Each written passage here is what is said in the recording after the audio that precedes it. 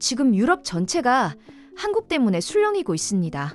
독일무역투자진흥처, 즉 GTAI가 공식 보고서를 통해 한국의 배터리 재활용 기술이 유럽의 원자재 안보에 결정적인 역할을 한다고 선언한 겁니다. 단순한 칭찬이 아닙니다.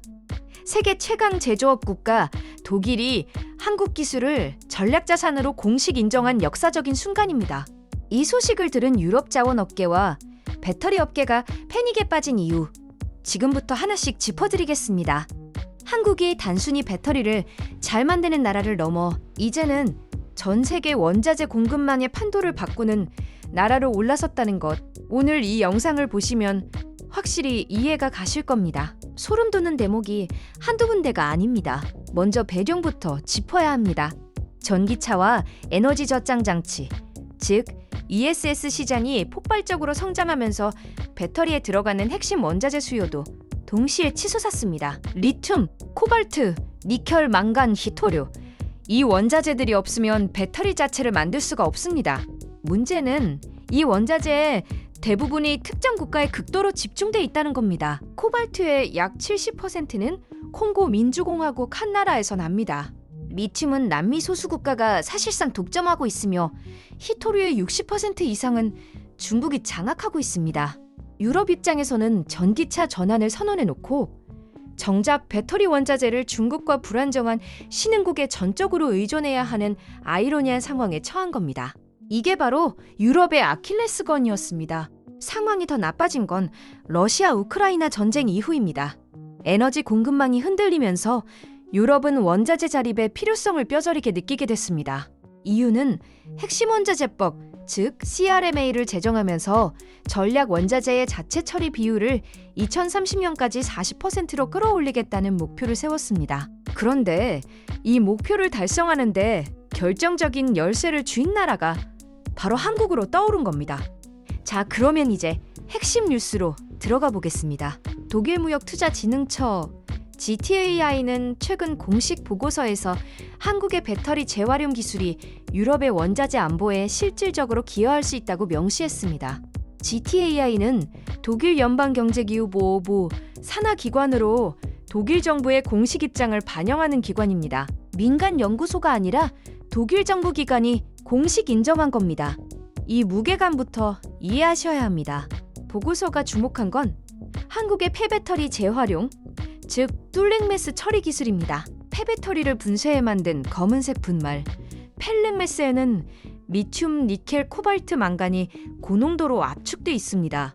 이걸 다시 정제해서 새 배터리 원료로 되살리는 것, 이게 바로 배터리 재활용의 핵심입니다. 그리고 이 기술에서 한국은 세계 최고 수준의 회수율과 순도를 자랑하고 있습니다. 구체적인 숫자를 보면 더 놀랍습니다. 한국의 주요 배터리 재활용 기업들은 니켈 회수율 95% 이상, 리튬 회수율 80% 이상을 달성하고 있습니다. 이 수치는 전 세계 평균을 크게 뛰어넘는 수준입니다. 성일 하이텍, 에코프로, 포스코퓨처엠 같은 한국 기업들이 이미 글로벌 배터리 재활용 시장에서 두각을 나타내고 있으며 유럽 파트너들과의 협력도 속속 진행 중입니다. 근데 여기서 진짜 놀라운 건 이겁니다.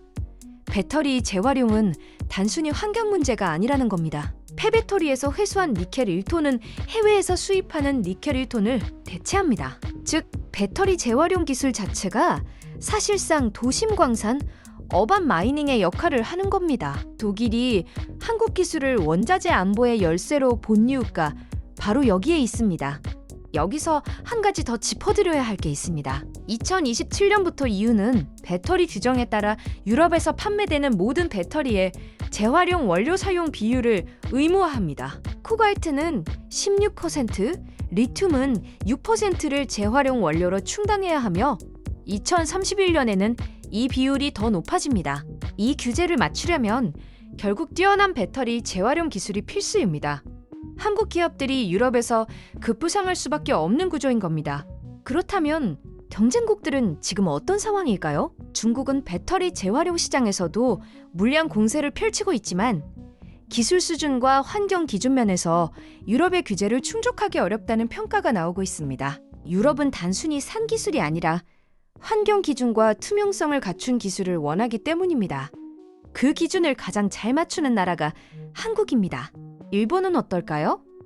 일본도 배터리 재활용 기술을 보유하고 있지만 전기차 배터리 시장 자체에서 한국과 중국의 주도권을 상당 부분 내준 상황입니다. 재활용 원료가 되는 폐배터리 물량 자체가 한국 기업들에 비해 적고 글로벌 공급망에서의 입지도 약합니다.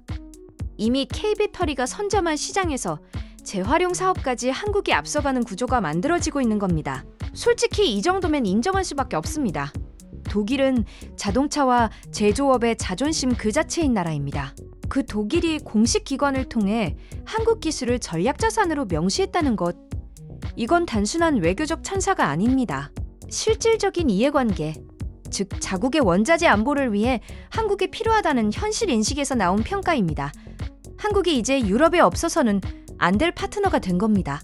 한국만이 이 자리에 올 수 있었던 이유가 있습니다. 한국은 세계 최대 배터리 셀 제조국 중 하나로 LG에너지 솔루션, 삼성 SDI, SK온이 이미 글로벌 공급망의 핵심을 쥐고 있습니다. 이 배터리들이 수명을 다하고 돌아오면 곧바로 재활용 원료가 됩니다. 즉, 배터리를 만들고 팔고 회수해서 다시 원료로 되살리는 완전한 순환 생태계를 한국이 구축한 겁니다. 이 생태계 전체를 갖춘 나라는 전 세계에서 사실상 한국뿐입니다. 앞으로가 더 기대됩니다. 글로벌 폐배터리 재활용 시장은 2030년까지 약 180억 달러, 우리 돈으로 24조 원 규모로 성장할 것으로 전망됩니다.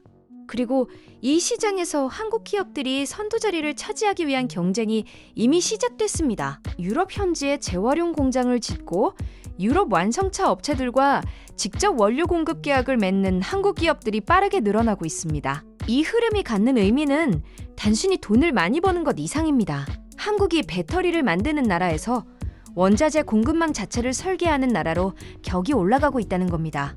제조국이 아니라 기술 패권국, 공급망 설계자로서 한국의 위상이 확립되는 것입니다. 독일의 공식 인정은 그 시작에 불과합니다. 유럽 전체가 한국의 손을 내밀게 될 날이 먼지 않았습니다.